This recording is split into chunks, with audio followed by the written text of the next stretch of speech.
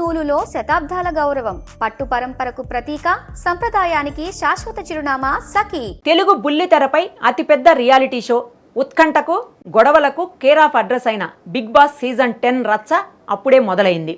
ఈసారి కూడా కంటెస్టెంట్స్కు అగ్ని పరీక్ష పెట్టేందుకు షో నిర్వాహకులు సిద్ధమయ్యారు. అయితే ఈసారి సెలబ్రిటీస్తో పాటు సామాన్యులకు కూడా ఆఫర్లు ఇస్తూ ఉండటంతో తెలుగు రాష్ట్రాల నుంచి అప్లికేషన్స్, రిక్వెస్ట్లు వెల్లువలా వస్తున్నాయి. కానీ అందరి రూట్ ఒకటైతే మన police sir route separate. Nagarjuna garu, నేను గడివేముల ఎస్ఐ నాగార్జున రెడ్డిని, నన్ను బిగ్ బాస్ హౌస్లోకి రానివ్వండి సార్, ఒక్క ఛాన్స్ ప్లీజ్ స్వామి అంటూ ఆంధ్రప్రదేశ్కు చెందిన ఒక ఎస్ఐ ఏకంగా సోషల్ మీడియాలో వీడియో వదిలి సంచలనం సృష్టించారు. బిగ్ బాస్ హోస్ట్ నాగార్జున కంట్లో పడి ఎలాగైనా హౌస్లోకి ఎంట్రీ ఇద్దామనుకున్న మన ఎస్ఐ గారు పాపం హోస్ట్ నాగార్జున కంట్లో పడబోయి చివరకు ఏపీ డీజీపీ హరీష్ కుమార్ గుప్తా కంట్లో పడ్డారు. ఇప్పుడు ఈ వీడియో టాలీవుడ్ నుంచి పోలీస్ హెడ్ క్వార్టర్స్ దాకా తెగ షేర్లు అయిపోతోంది. అసలు మన ఎస్ఐ గారి ధైర్యాన్ని, ఆత్మవిశ్వాసాన్ని మెచ్చుకోవాలండి.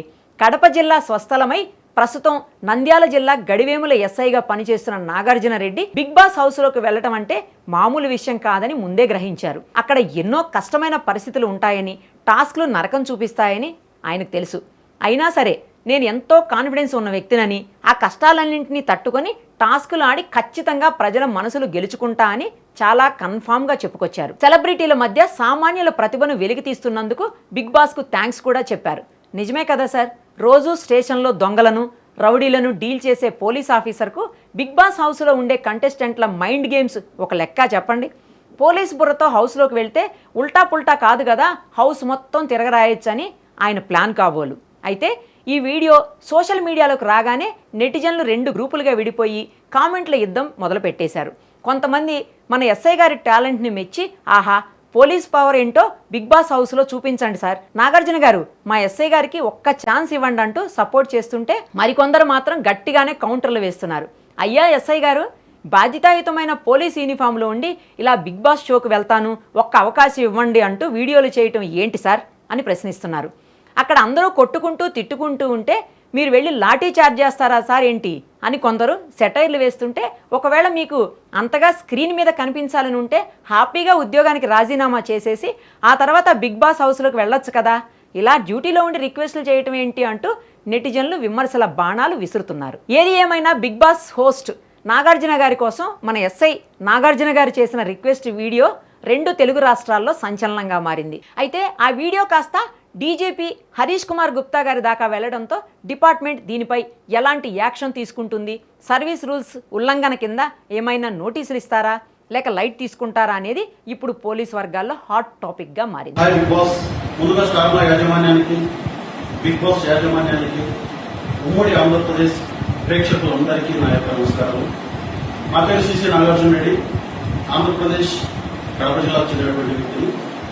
ప్రస్తుతం నంద్యాల జిల్లా గడివేముల పోలీస్ స్టేషన్ నందు ఎస్ఐగా విధులు నిర్వహిస్తున్నాను.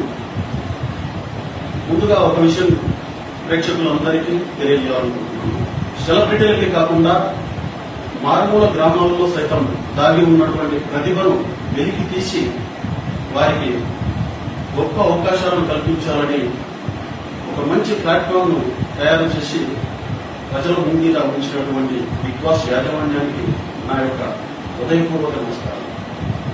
నేను ఎంతో ఆత్మవిశ్వాసం కలిగినటువంటి నా యొక్క నిజమైన వ్యక్తిత్వాన్ని బిగ్ బాస్ హౌస్ లో అడుగుపెట్టి అందరికీ చూపించాలని ఎంతో ఆసక్తితో ఎదురుచూస్తాను. నాకు బిగ్ బాస్ హౌస్ లో అడుగు పెట్టడానికి అవకాశం కల్పించినందుకు నా యొక్క ధైర్యాన్ని, ఓర్పుని మరియు నాలో ఉన్నటువంటి ప్రతిభను ప్రేక్షకులందరికీ చూపించి వారి యొక్క హృదయాలను గెలుచుకోవాలని ఎంతో ఆసక్తిగా ఎదురుచూస్తున్నాను.